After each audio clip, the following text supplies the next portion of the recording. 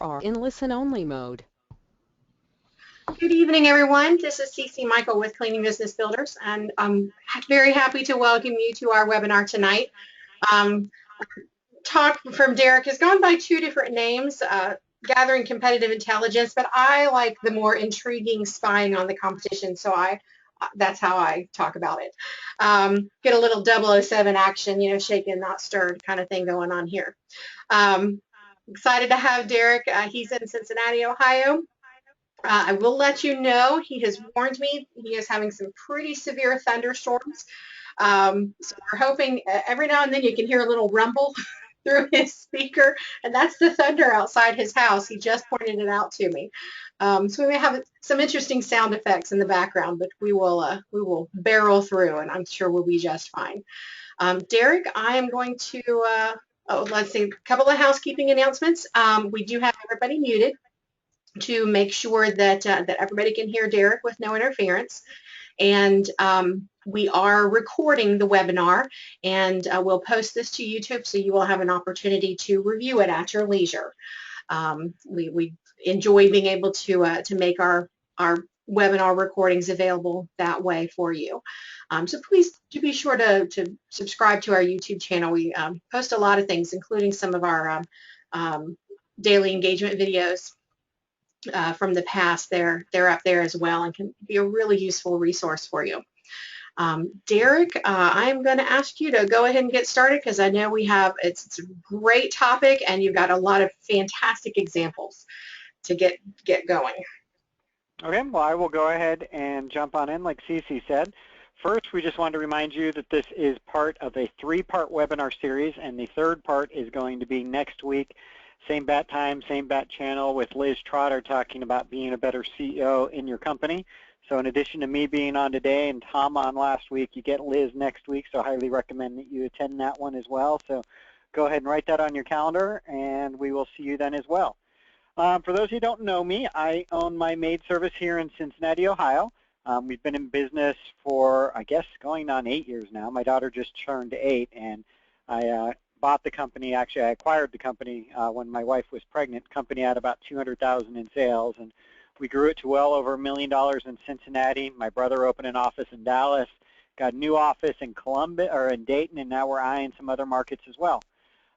We are an IICRC certified firm, and I get a lot of press. I'm kind of a press hound. So I've been in CNN Money, CBS News, the Guide to How to Clean Practically Anything from Consumer Reports, Better Homes and Gardens. I like PR. It's kind of my thing.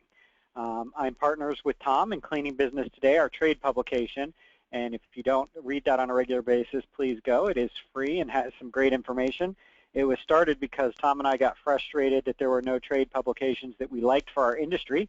So we went out and made one. Wasn't necessarily the best business decision I've ever made in my life, but I still think it's a darn good publication that I'm proud of, and I think everyone else should read as well.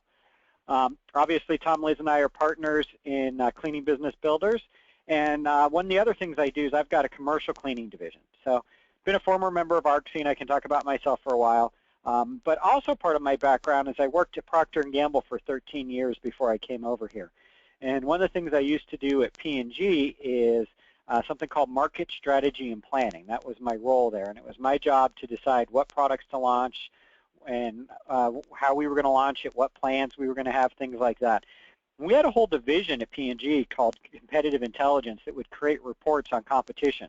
So when I started getting into the residential cleaning industry, I wanted to do a lot of competitive intelligence and found that a lot of people over here don't do a lot of it. So I really believe in it. I do think you should know what's going on with your competition, but I think it's really, really important to keep in mind that information on your competition should always be secondary to paying attention to the need of your clients. Some people get entirely too wrapped up in what the competition's doing, and they don't spend enough time worrying about how to do something different than everyone else. So while I love competitive intelligence, and I think it's great, and it's a great way for you to get some ideas, keep focused on how do I service your clients better, and then add competitive intelligence on top of that. Otherwise, you get way too focused on what's everyone else doing and let me copy it, and that's a great recipe to be a Me Too company where you aren't doing anything unique. So while we're about to dive really deep into competitive intelligence, We teach some other classes about target marketing and about how to understand the needs of your consumers, and if anything, that's even more important than competitive intelligence. But getting into competitive intelligence, one of my favorite forms of competitive intelligence is review sites. And I know this may seem super obvious at first. You've got Google and Yelp and City Search and all these other places where you can do reviews. But my personal preference is Angie's List. And I have a membership of Angie's List, and they charge all of like $9 a year now for a membership in Angie's List. So I would recommend that you look into it. And here I'm going to do a quick search on Angie's List. And I'm going to search for maid service in Minneapolis. So I don't even know these companies. I'm doing Minneapolis, Minnesota today. So just because I was doing some research on Minneapolis for this. So there's this company called Made for a Day that's got 81 reviews and an A rating. When I click on this, you'll see some of the reasons why I love Angie's List for reviews, assuming it pops up here in a moment. One of the reasons why I like Angie's List is as a business owner, I know that every one of these reviews comes with a name on it. A lot of times when you're looking at Google and Yelp reviews, you don't actually know who the review came from. On Angie's List, you get the name, address, and phone number of who wrote the review. So what we're looking at here is the consumer interface, not the business interface. And one of the reasons why I love the consumer view of Angie's List is, sorry, my website's being moody. Welcome to our thunderstorm. They always ask the approximate cost of the service. So when reading these Angie's List reviews, not only do I get this great verbal description of the exact service, what happened, what didn't happen, but we always get this approximate cost. And so when I go through these and look at it and see $200, $220, $130. So this was a biweekly cleaning for $130. Now, obviously, this was an unhappy person. This is $150. You can pretty quickly start to get an idea of what type of services your competition is providing and what their price points are, because on Angie's List, they actually provide the actual price. And you'll see these reviews get pretty explicit. They talk about arrival times, how long people were there. It was a 2,900 square foot house. So here I've got some details. They cleaned a 2,900 square foot house for $230. It was on a Wednesday. They gave a very specific arrival time. I'm getting a lot of really good information here, including their hourly rates. Now, know that all businesses typically have bad reviews, so please don't get too hung up when you see a bad review on here. You can learn a lot just by reading how the competition responds to the bad reviews. You can learn about that as well. So take a look at it. Angie's List is one of my favorite places because the consumer's right. As you can see, such detailed reviews. I mean, not just a little bit of information, lots of information. What time did they get there? How many square feet was the house? How much did they charge to clean it? So that's one of my favorites is Angie's List. If you don't have a subscription, highly, highly, highly recommend that you go out there and get one. Okay? Another way to gather competitive intelligence is look at the marketing materials of your competition. Now, I know this seems kind of obvious at first, but when you look at it, I don't want you just to look at the generic stuff like, oh, it's pretty or it's not pretty. How do they position themselves? Do they target a specific market? Are they advertising for families with kids? Are they advertising for pet owners? What niches do they advertise for? Do they position themselves as a high-end premium service, or are they a low-end service?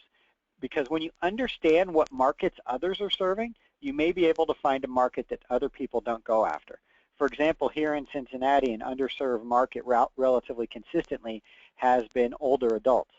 So a lot of my competition is always running ads with families and kids and talking about how to get the house cleaned and create free time, and it's back to school season.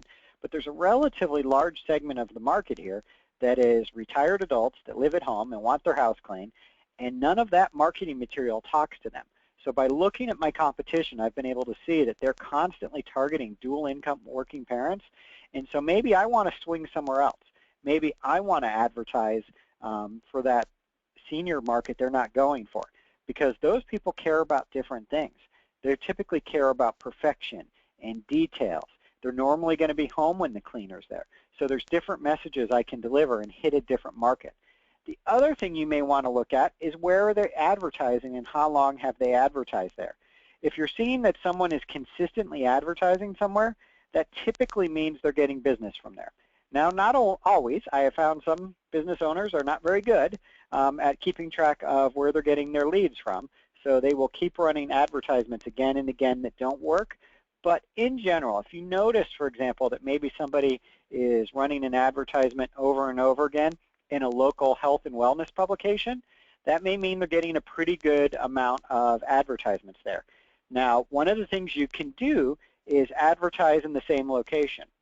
Now, there's a couple of reasons why you would do this, one of which is to obviously get part of the leads from them. Now, just know when you do this, you're probably going to split it in half.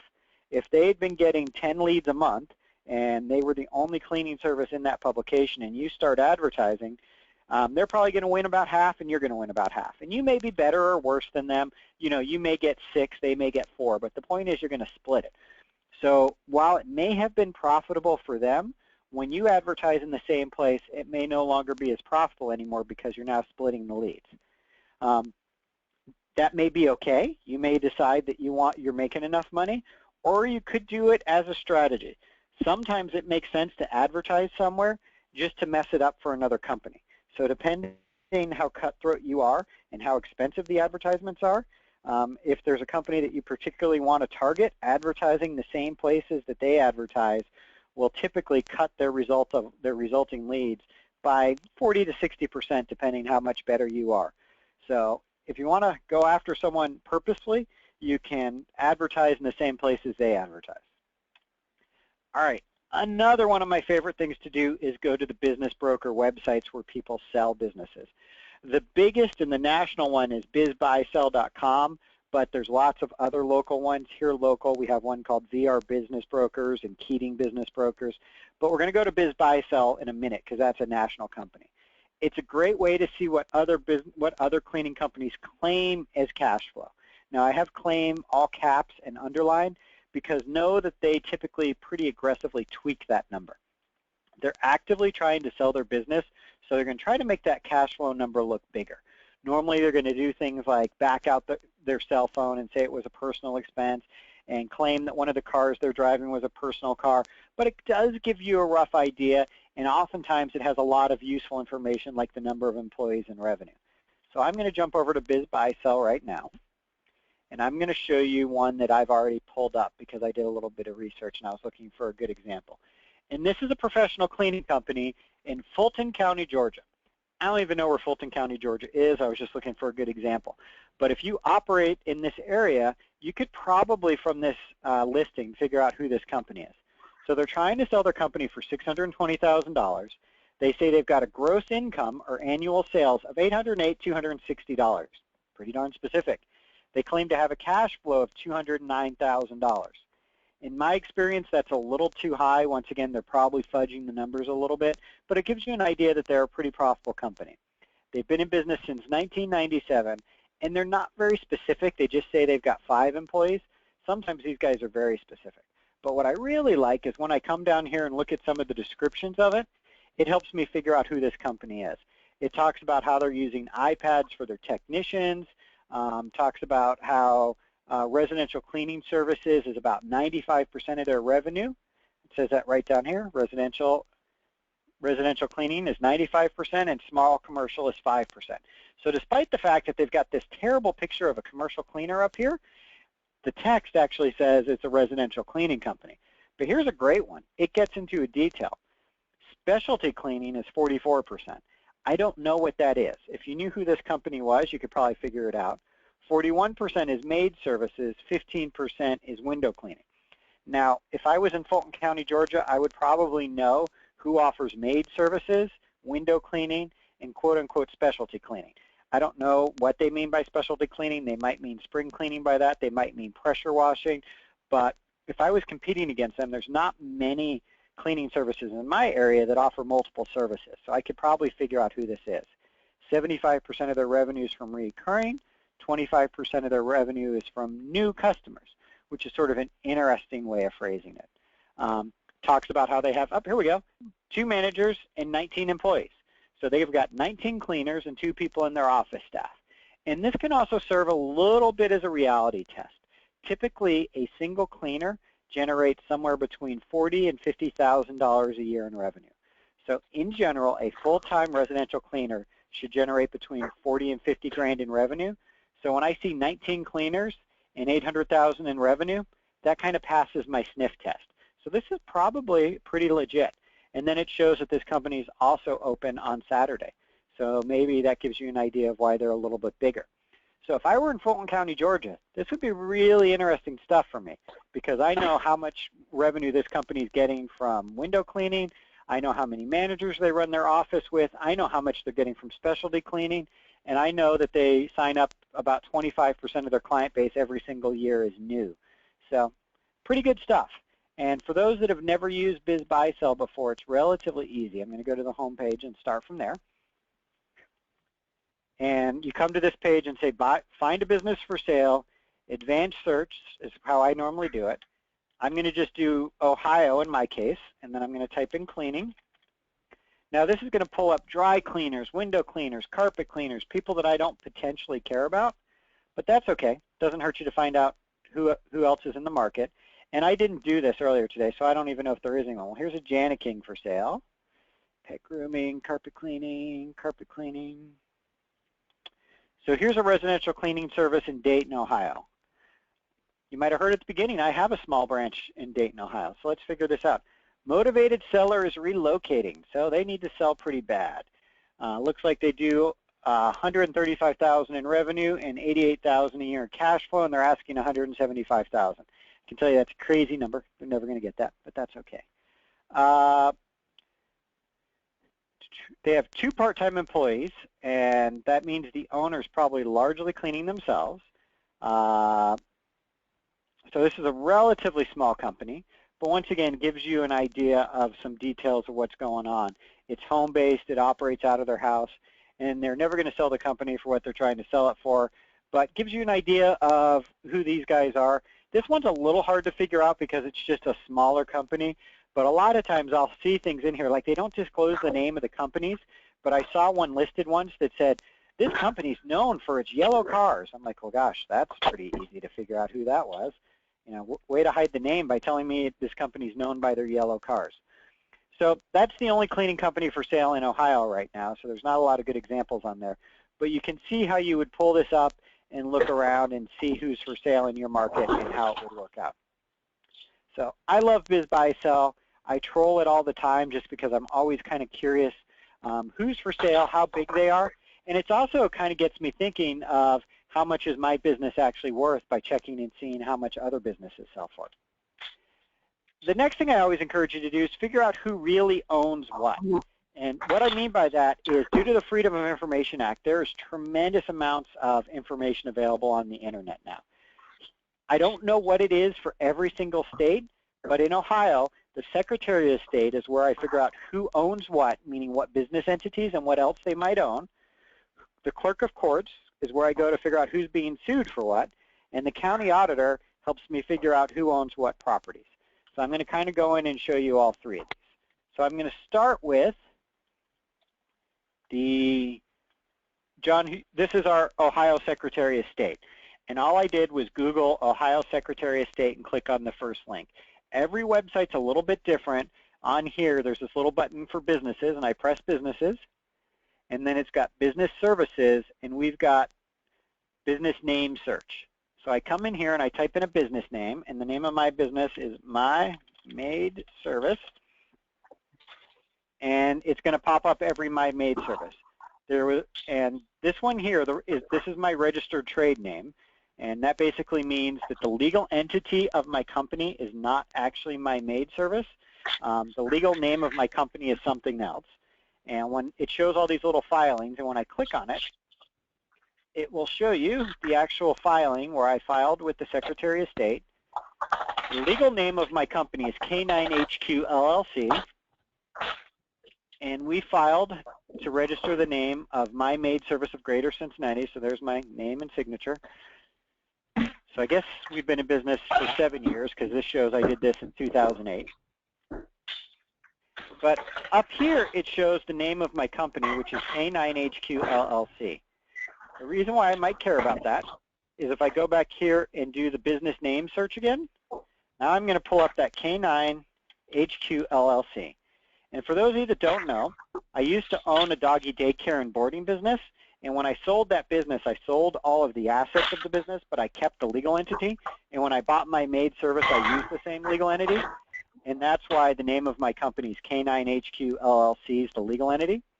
When I click on the entity number, you can see the various filings.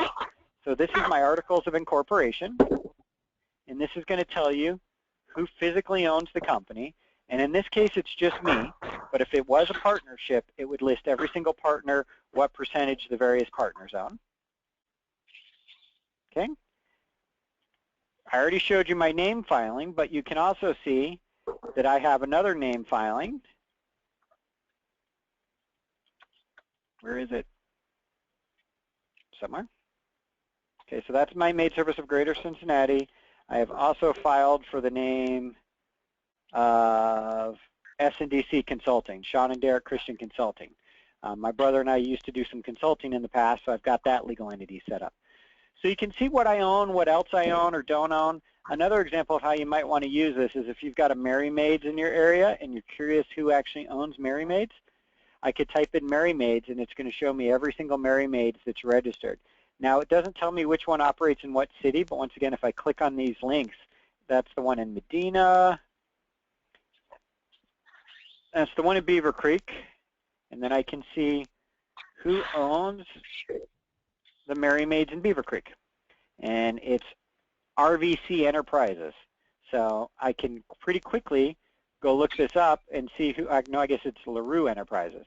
And then I can go look up this LaRue Enterprises and see what else they own. And it's interesting. Sometimes you find that these guys own 5, 6, 7 different things. Okay? Another thing we're going to go do is look at the Clerk of Courts. So I'm going to do Hamilton County Clerk of Courts because that's the county where I operate for the most part. And I'm going to do court records. And I'm going to do search by name. And I'm going to do a comprehensive name search. And remember, the legal name of my company, and this is important, is K9HQ. If you search for my maid service, nothing's going to pop up. But when you pull up K9HQ LLC, you get to see everything we've got out there. And you can see all these various lawsuits. So this was me suing a guy who owed me money, and I won. So, yay. That's me suing somebody else who owed me money, and I won. That's me suing somebody else, and the case was dismissed. And then I believe, I don't know that one. Oh, this was somebody suing us and claimed that we damaged something. So she said that we damaged something. And nope, excuse me, I take it back. This is what this is a Bureau of Workers' Comp appeal. So see where it says this, BWC appeal? So this is somebody who is attempting to get disability from us, and it shows the disability case. And if I click over here, you can see the whole court history. So you can see everything that's going on with it, who won, who lost, what happened, who was served, who wasn't served. So if you're looking at doing business with somebody, sometimes it's really useful to go look them up. If you want to get an idea of competitors in your area and what they do or don't do, you can take a look here. So this is House Calls. This is a company that I compete against here in Cincinnati, Ohio. And I can come in here and see they sued this builder for not paying them. They sued whoever Outsource International is. They sued that person for not paying them. They sued another builder for not paying them. So this is telling me they do a lot of work with builders, and the builders had sued another builder for not paying them, and that those builders seem to have a problem, Kaler Custom Homes. So I'm seeing that they've sued a fair amount of builders for not paying their bills. So that tells me, A, House Calls does a fair amount of work with builders, and B, their builders don't necessarily seem to pay their bills on a regular basis. House Calls is a cleaning service here in Cincinnati. So this is another Bureau of Workers' Compensation. So one of their employees is suing for workers' comp, and this is a personal injury. So this is somebody sued them for some type of personal injury. So you can learn an awful lot by going out there and looking at the Clerk of Court's websites. For those of you that aren't familiar with it, you can also do this as an inexpensive way to do a criminal background check on somebody. If you wanted to see if Derek Christian has been in any trouble with the law, you can also look me up and see that I got a traffic ticket, so for running a red light. in 2014. So you can see the only thing on my background is that I got a traffic ticket in 2014. So while I wouldn't recommend this as replacing an entire criminal background search, you can also look at the county clerk's website to do kind of a quick and dirty background search on somebody before you go for the more expensive one. The other thing we can do in Ohio, and I'm told this is not the same in every state, is I can go to the auditor's website. And I'm going to go to Warren County this time because my office is located in Warren County. And when I go to that auditor's website, it lets me do a property search. I'm going to look up a property by address, and the street name is for my business. My business is located at 3959 Lebanon Road. So I'm going to look up that address. And I will pretty quickly see that 3959 Lebanon Road is owned by Derek and Rebecca Christian. So you can look up and see that I own the location I operate in. This is interesting maybe because it'll help you understand how much financial backing do I have. You know, if I'm able to buy my own building, it implies maybe I've got a little more access to capital than some competitors. In particular, I can actually look up the sales history, and well, it doesn't show it on this one. Normally, it would show you exactly what the building sold for. For some reason, it's not showing it on here. Normally, it would show you, and then it does give you a estimated value, but it's almost always low. It normally tells you, but it does tell you I bought this building in 2010, and it tells you who I bought it from. So gives you some ideas of things, of what's out there. So you can come out here and find out who actually owns the building. And then if you wanted to, once you found out that Derek Christian owns it, if you really wanted, you can go look up last name Christian and see what else I might own. So I own 3959 Lebanon Road, but I also own 9563 Williams Drive. So pretty quickly you can figure out that I own some other properties.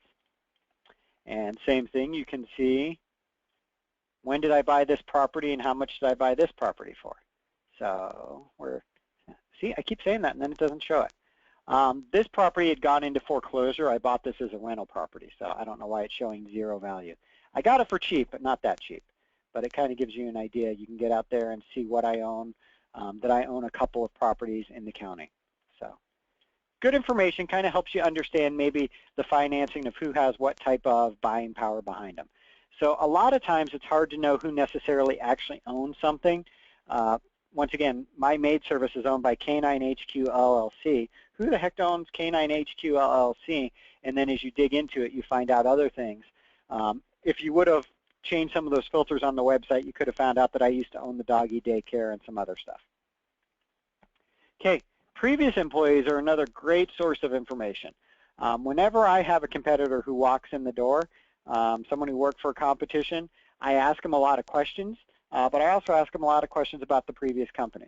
Sometimes it's generic. You know, what did you like most about your previous employer? They may tell you about some great benefit you never thought of. What's the one thing you least liked about your previous employer?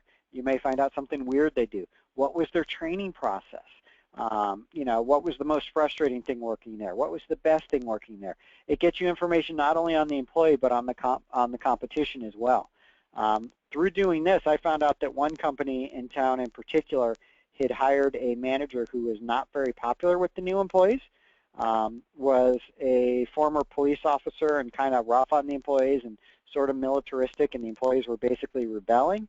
So I then purposely hired a couple more employees from that same place because I found out that most of their cleaners weren't happy, and that they previously were, and they had a really good reason for being unhappy, and that they didn't like the culture there, and I thought they'd like the culture better where we were. You can find out what areas do they service, how much do they charge an hour, do they use, what type of IT do they use. And if it's a larger company, you can go to glassdoor.com and do research on companies. Homejoy and Handy would be examples.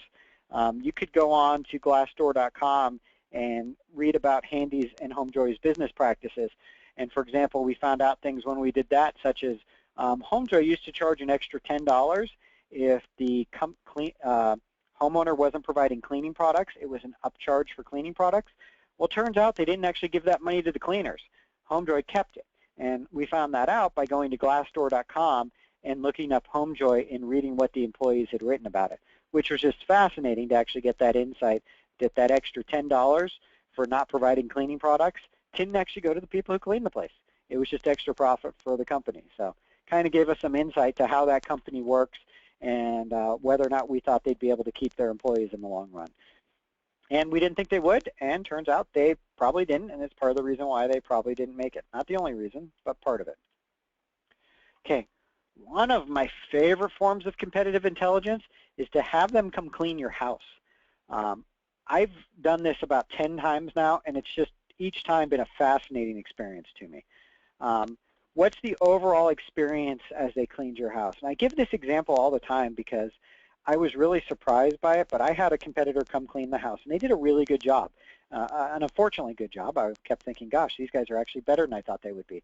But while they were there, they ran a 3-person team, and while they were cleaning my bedroom, they were giggling, and they were giggling a lot.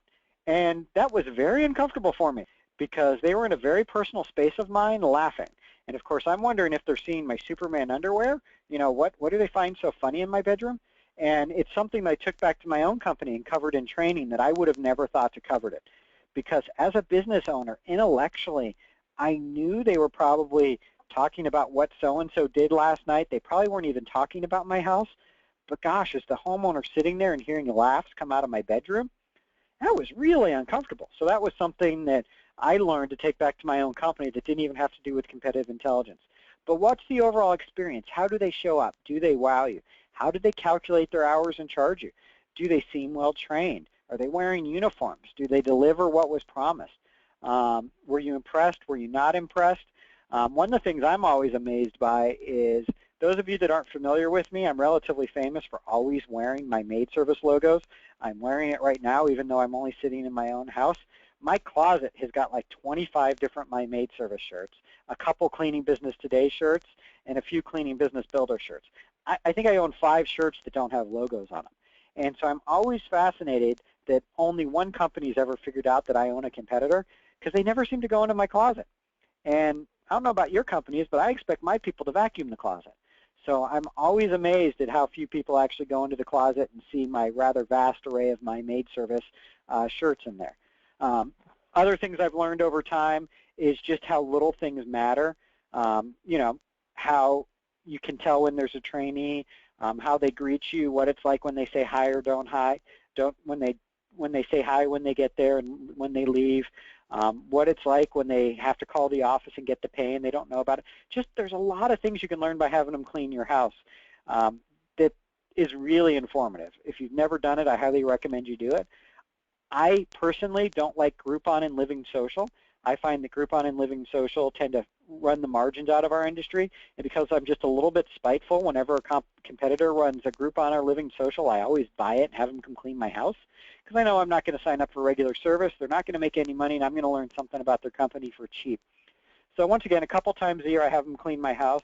I have had them clean hired competitors to clean houses of some key employees before, like my office manager or one of my key trainers, because once again, I want them to have that experience. What is it like for them to have somebody clean their house and be laughing while they're in their bedroom? You know, something that maybe they would have never thought about. So once again, this is one of my all-time favorite forms of competitive intelligence, is to hire them, have them come out, experience it. And once again, I've had some come out and leave and me go, well, darn, they're really good. I was really hoping they would suck, but they didn't, because that's important to know as well. Okay? All right, so how can you use all these forms of competitive intelligence?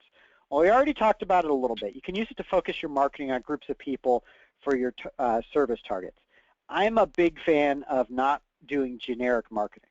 I don't like to run advertisements that say, I clean good. I like to run advertisements that hit specific markets. So if I know where everyone else is going, I like to go somewhere else. There's a great book called Blue Ocean Strategy, and that's what I try to do. I try to get out of the red oceans, which is what they call it when everyone's fighting over the same piece of the pie, and try to find somewhere where others aren't going. So one of the areas that I've been marketing to quite a bit here in Cincinnati, I mentioned earlier, is older adults. I've also begun a pretty aggressive marketing campaign towards Jewish customers, because particularly kosher Jewish customers have very particular cleaning needs. A lot of times, other cleaning services don't like to service them for a variety of reasons. And I figured out when the Jewish high holidays came that a lot of my weekly customers were Jewish because they were all calling in and scheduling their cleaning around the high holidays. And I'm like, gosh darn it, Warsaw, Bernstein, yep, yeah, Frankel, and realizing that a lot of my best customers were Jewish. So I'm advertising for them now with advertisements. I mean, everyone runs Christmas ads, but no one runs Hanukkah ads. And here in Cincinnati, we've got a Hanukkah publication. So because no one else is targeting those segments, those are segments that I decided to target. You know, you can do low-cost marketing to hit those segments. You want to make sure that you understand how people are searching and phrases they're using so that when you're doing your SEO and your AdWords, and it just helps you make your service itself better. If you're finding, especially when you're using them to come clean your house, that they're doing things you're not doing. Or if I didn't talk about shopping somebody over the phone because I think that's obvious, but if you shop somebody over the phone and they send you a quote within 30 seconds, you're like, wow, that's really impressive. I mean, I got that email before I even hung up the phone. We need to do that in our office. You can pick up new ideas and new tips and tricks that you can use in your own business. So that's the end of the presentation. If you guys, of the sort of the canned presentation, Cece typically lets you guys ask a couple questions by text. Have we gotten any questions in yet, Cece? We do not have. Okay. Not hearing anything from her. Sorry, we do not have any questions at this time. You guys can find the questions section in your menu that's on your screen. You may have to open it back up. If you hit the orange arrow, you can open that back up, and you can find the questions section in your menu and send questions in. And as they come up, I will certainly share that with Derek. But at the moment, we don't have any. Is there anything else you wanted to talk about? Yeah, please. Questions? Please ask those questions. We have you do them through chat because when we do it with the phone open, we hear every single background noise and no one can hear anything. So while you spend a couple seconds thinking about your questions and what you want to send in, I'm going to pass over to Liz to talk about some other programs that we do. So Liz, you are up. Thanks, Derek. All right, so I wanted to talk about our program that is called Foundations of Success. And this is probably our most robust program, and it's my favorite program because it makes big changes for people. It helps them out in ways that they never ever really even dreamed was possible. So these are the basics is what I'm going to run through. It's a huge program, so I can't give all of the detail, but I would like to give a chunk of information, especially to the people who either have never heard of Foundations or have some limited information but would like a little bit more. All right, so the first thing is there's private coaching for 6 months. There are 3 partners with the Foundations program, and that is Tom, Derek, and myself. And we also have another alumni, a former alumni that is an instructor that also helps us out, and that is Joe Walsh. So those are the people that we do private coaching with. These are the dates for the Jumpstart part of the program, and the Jumpstart part of the program is a week-long intensive period where everybody goes to Charleston, and we stay in a huge mansion, and we have some pictures coming up that I'll show you. And we all learn every single day for an entire week we spend on our businesses. So all of those little things that you already know, because a lot of this stuff you've already heard before, of course. Our job in the Jumpstart part of the program is, well, it's multifaceted, but one of the jobs is to make sure that you have a plan for a year, and then we begin implementing that plan on the spot in the Jumpstart part of the program. And the reason for that is we find that so many people have the information, but they don't actually know how to implement it, or they implement it in the wrong order or in the wrong way. And again, that's why the program is called Foundations of Success, because you have to be implementing this stuff at the right time and in the right order. Otherwise, you're building on top of a rocky foundation. You're adding on to something that is not sturdy already, and that can cause you trouble. There are 2,000 plus pages of manuals, forms, procedures, systems, and more. I think I'm going to run through this list later. Maybe we'll see. Let's see what's next here. This is the 6 months of the prep work. So leading up to the foundations class, which for this next term is in January, we have 6 months of work that we have people do. And it doesn't actually take 6 months to do, but for people that like to be working on stuff in beginning processes, we get them started in July, give them a little bit more work in August, September, October, November, December, working right into January. Now, people that sign on later, like people that sign on now, September, October, they will still end up doing the back prep work. They'll just do it in a little bit different way. Let's see, one of the things that we have recently added is in December, we have the secret shopping of your competition, which I guess is kind of obvious, but it's pretty exciting because it's something that nobody else that I know of does in our industry. And it's pretty fun. It's a whole new thing that we're doing. We give you a whole list of stuff to find out, and everybody checks back with the information that they found and how to use that information in your own business. These are some pictures of the mansion. Obviously, the one on the left is the mansion itself. And it's pretty funny because when I looked at this picture initially, I was like, oh yeah, that's a pretty nice place. But inside it's ridiculous. It's so much bigger than it looks. It's so big that one of our Jumpstart members and I last session said, hey, how much do you think it would cost to clean this place? And we both spent 25 minutes trying to figure out how much it would cost, how much we would charge to clean it and see who we thought would get closer. And it was just so hard. We gave up. I was like, oh my gosh, forget it. It's just too big. It's like a huge office building almost. All the bedrooms have attached bathrooms. I think most of them do. And then the vast majority, if not all of them. And it's got huge kitchen with like double dishwashers, double fridges. You know, it's made for massive quantities of people. You'll see down here in the center picture on the bottom, this is some workspace that we have where we just actually are working. This is Joe that I was talking about at the front of this course. He's leading a class here and just asking people about some input, obviously. Yep, thanks for that little arrow there. On the left-hand side, we are doing something that we call on the spot, and we're outside on the terrace. Looking out on the ocean. You can't see it too well in this picture, but it's just beautiful. This is in the evening. Can't really tell that. We're also comfy cozy. And on the spot is just all of the coaches answering questions of the audience quickly in 1 minute time frame. So getting multiple answers. Off on the right, you see Tresha and me with our pickles. These are our pickles that we have. Cece always brings us some amazing delicacy from the area. This last time was pickles, and we just couldn't get enough of those pickles. On this slide, that's Tresha and myself actually working out her plan for the year. And down on the bottom, we have 2 people just sitting poolside. So when you need a break, there are places to go and ways to be able to get away as well, because it is really intense.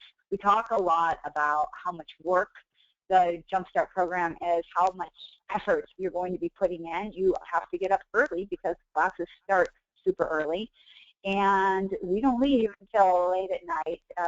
So usually your day is going to be, you can plan on working intensively for 12-hour days sometimes. This program is not designed for somebody who just wants a little bit more information. They're trying to just do something a little bit different. That's not the point of this program. This program is designed to get people over whatever hump they're dealing with, whether it be a mental hump, an actual work hump where they just have not been able to figure out what they're doing wrong to get them over that and get them on to the whole next level. Again, we have some one-on-one consulting out on the terrace overlooking the ocean. We've got Derek on the right here. Derek is our resident cook. And he's always making us some amazing fancy thing. I think on this one, he is making a pizza, an apple pizza. Oh my gosh, dessert pizza. Yeah, we could have used like 40 of those, but that's a whole other story. And then just more work here down on the bottom. Oh, everybody's working away like crazy. We want you to sign up if you're interested in the Foundations program at all. We want everyone to, of course, want them to sign up sooner is better because we can get you on track with getting pre-work done and begin getting into the Foundations mindset. So we put you into our private Facebook group and we begin acclimating you because it's different. It's not just learning new stuff. It's taking on a whole new way of running your business.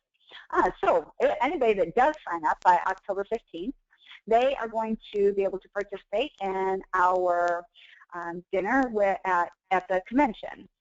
The topic is going to be social media and online recruiting techniques. So this is something that is specific to the graduating class and other people that we invite only. Very, very few people. This will be a small group. And we're doing it that way intentionally so that everybody can have a lot of one-on-one help. You also receive a secret shopper report on your own company. So this is a little bit different. This is also something I haven't seen anybody else doing that I think is hugely valuable. You want to know why you're not getting sales? We're going to tell you. We're going to tell you how to get more sales based on what you are doing in your company. If you're the one answering the phone, we're going to tell you exactly what it is that you need to change.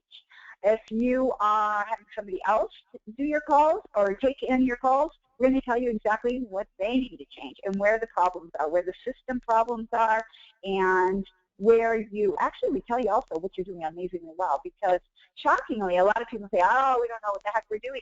And a lot of times, people are doing many things right, a lot more right than you think, a lot more right than they think sometimes too. So that's an exciting thing that we're doing soon. But that's only to people that are signing up by October 15th. Maybe not only to those people, but those people are getting first, and it will everything else will be based after the people that sign up by October 15th. I like that little detective guy. All right, let's see. All right, this is some of the basic stuff that you get in the Foundations program. You get a notebook to help build all your resources. This is a huge notebook. Actually, I think it's two notebooks. We give you a notebook, and you begin building it. It's all of the resources that we provide you with. Fill up 2 3-ring binders. You're going to get a flash drive with 2,000 plus pages of editable policies, procedures, manuals, etc.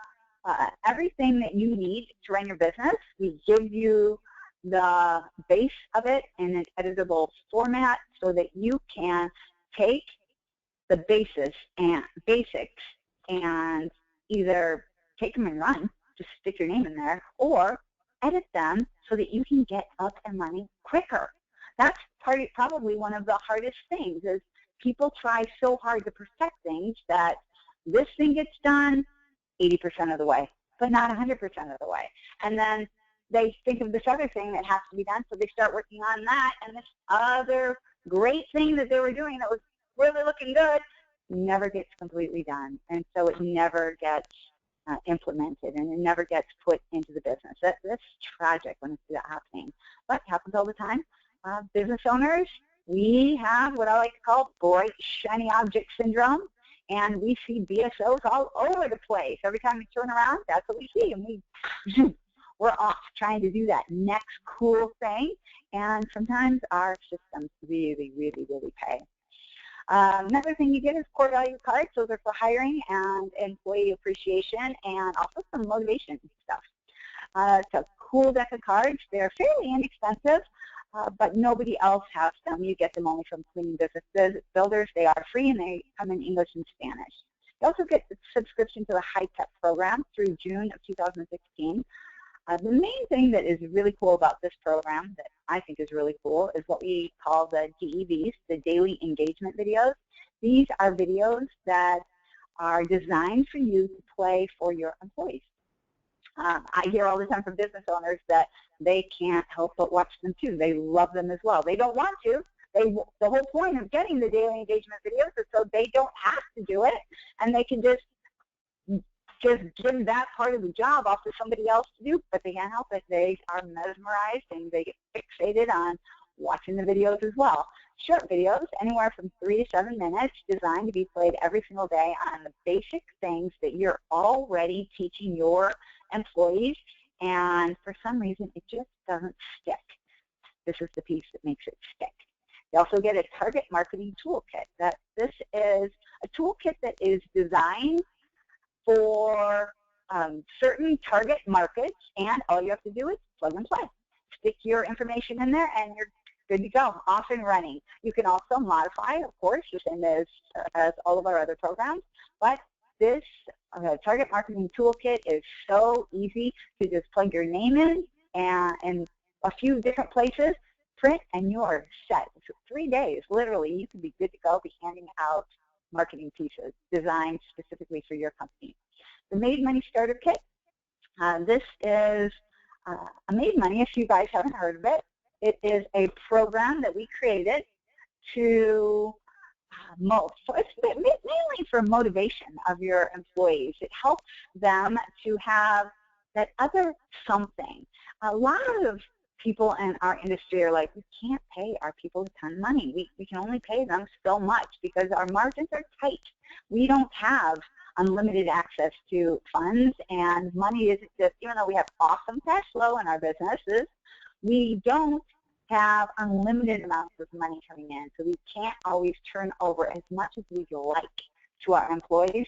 Made Money gives you an alternative way to actually be able to reward and award your people in a way that they appreciate, in ways that also help you to grow your company. So all of these things are engagement tools to help you to be able to keep your employees for longer. So that is almost a $42,000 value with all of the things that I'm talking about and where we've got listed here. The cost is $79.95.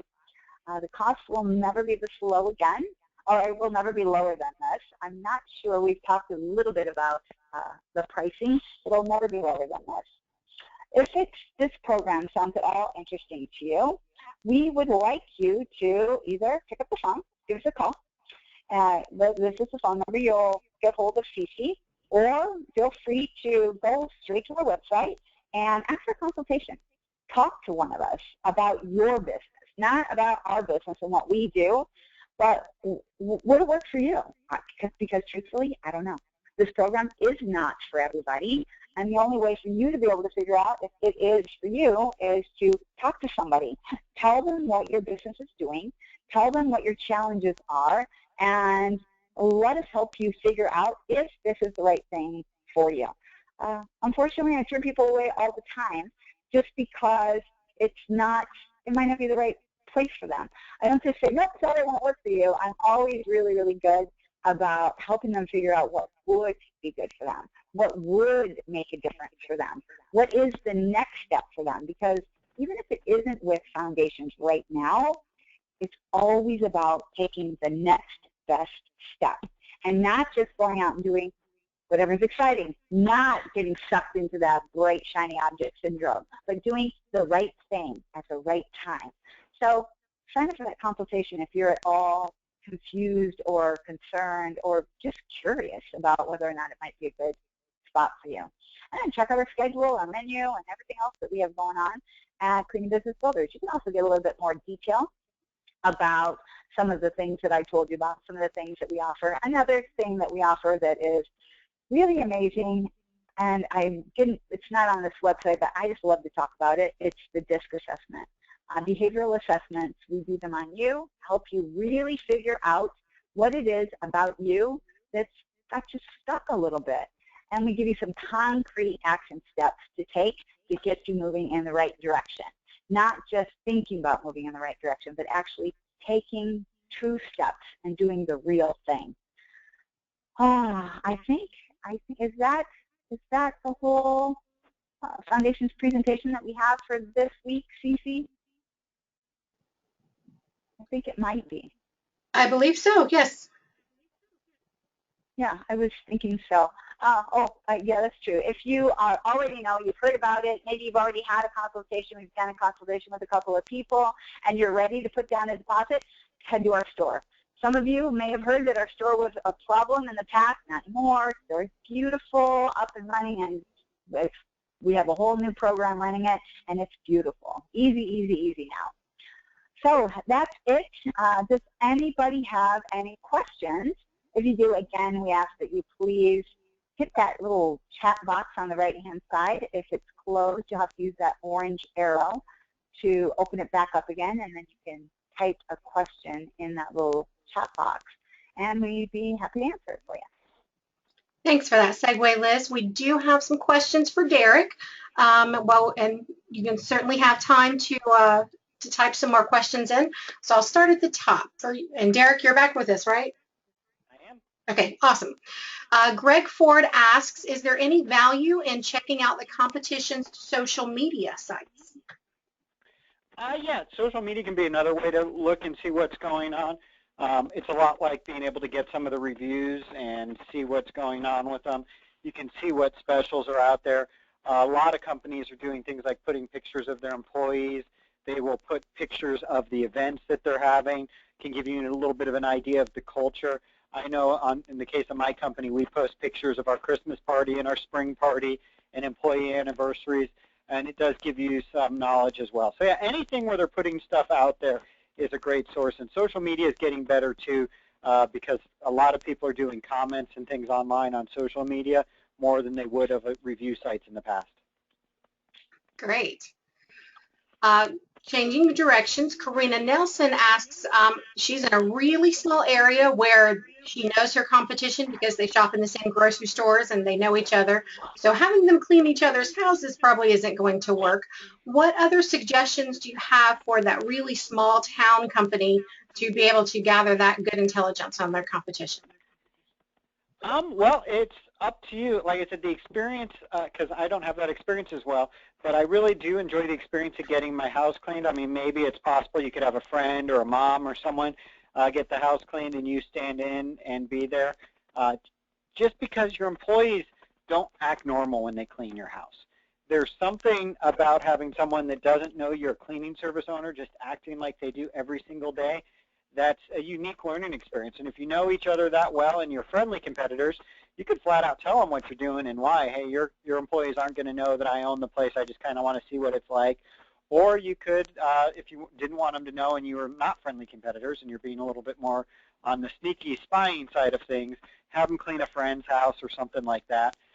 If you just can't do it because it's such a small area that you'd still get caught and you'd be embarrassed, maybe at some point in the future it won't be as good for the competitive intelligence reasons, but just for your own personal experience, if you're ever out of the area, like your mom's house or something, get the house clean and be there. So if you're in another city, try it out just to see, because I just continue to learn interesting things, not necessarily just about the competition, but just what it's like to be a consumer of a house cleaning service. Like, I keep telling the story about them giggling in my bedroom, but it really bothered me. And I would have never even thought about that to be something that I would cover in training. Derek, I live in a pretty small market here. The city that my business is in only has 18,000 people.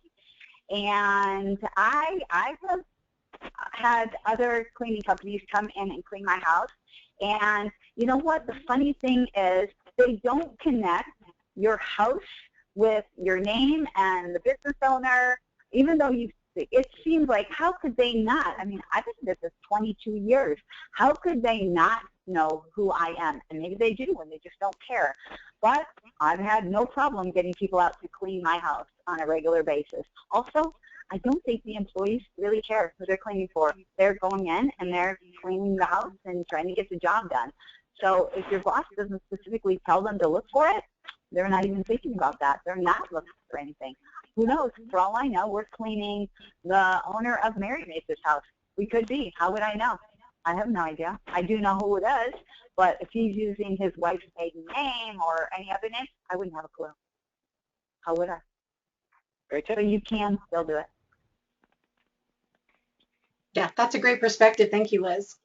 It's a great example of why we like foundations, because we do operate in different types of cities and different types of environments, so it lets us kind of pull from different angles.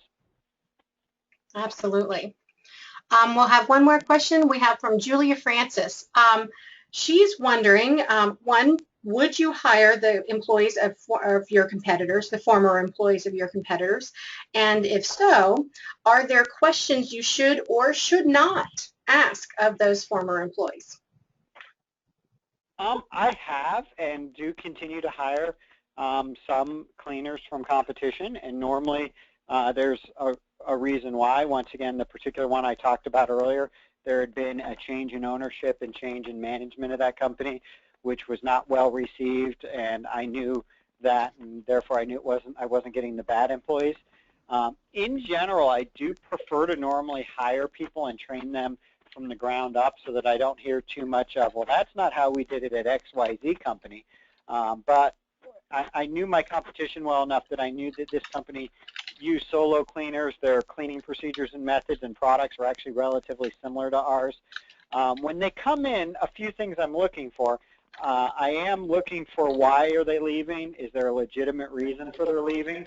And what, once again, in this particular instance, there was a really unpleasant change in ownership that had caused a lot of disruption in that company. I wouldn't normally hire people from competition because they're job hopping a lot of times. Chances are, if they were frustrated about something like schedules changing, or they didn't like the type of work, I'm not sure that's going to be fixed by moving to my location. So the specific example I gave was a little bit unique in that it was kind of an extreme circumstance. I mean, literally every employee there was basically looking to leave at once. This person came in and didn't know how to manage employees and was really making quite a mess of it pretty quickly. Liz, you have any thoughts on it? I do hire people from other cleaning companies occasionally if they know some of my employees, if something along those lines. I don't like to hire from other companies simply for the same reason you said. I don't want to have to retrain them. And whatever training they've already got is usually so ingrained in them that breaking bad habits is so much harder than creating brand new good habits.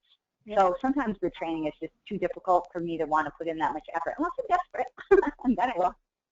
Yeah, like I said, it's the exception to the rule, and they have to have a really good reason for leaving, and something that I know is verifiable and I can prove is true. Well, thank you, everybody. Thank you, Derek and Liz, both for taking questions. Thank you all for sharing your time with us today. We are just past the 8 o'clock hour here on the East Coast, 5 o'clock on the Pacific Coast.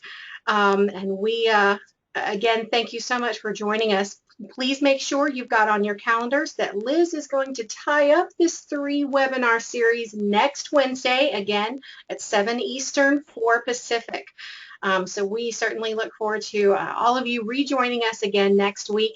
And I know we've got some late questions coming in. I promise I will have Derek or Liz address them for you privately. We will get you some answers to your questions.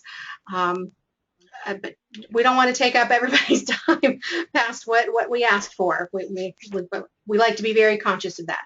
Again, we will see you next week. Watch your email. We'll get you a recording of today's webinar and access to our YouTube channel, where you can see lots of other webinars that we have done in the past that could be very useful to you wherever you are in your business today. Again, Derek, Liz, thank you so much for joining us, and we'll see you all again next week. Thanks, Cece. Thanks, everybody.